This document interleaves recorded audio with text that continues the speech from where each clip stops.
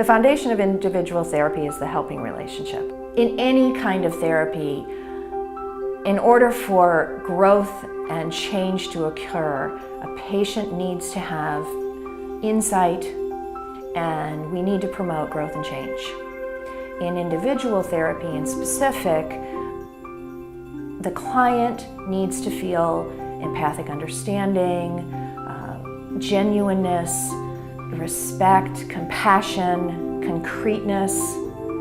All those things need to be conveyed by the therapist, but most importantly perceived by the client in order for therapy to be effective.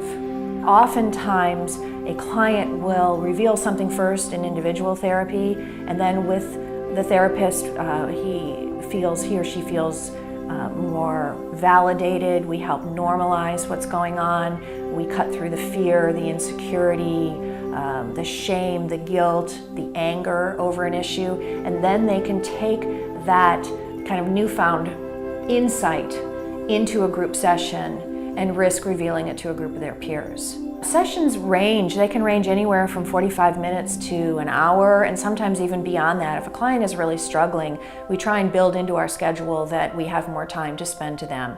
And each client is entitled to a minimum of one individual session per week, but there is no maximum limit. We don't assign individual therapists at the Beachcomber. The Beachcomber philosophy is that each therapist knows all about each client, their presenting issues and their history, so we really promote that the client chooses the therapist or therapists that they feel comfortable with or that they connect to.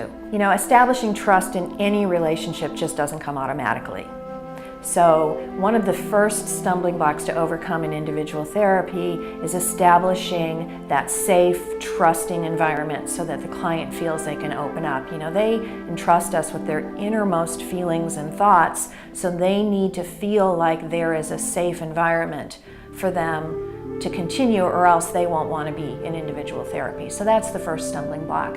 After that, fear, anxiety, resistance are always stumbling blocks that can occur really anytime throughout the counseling process. And we don't look at those as resistance to therapy, but we know at that point that there's some stumbling block or issue in the therapeutic alliance and that needs to be nurtured or understood better, and so we work through that.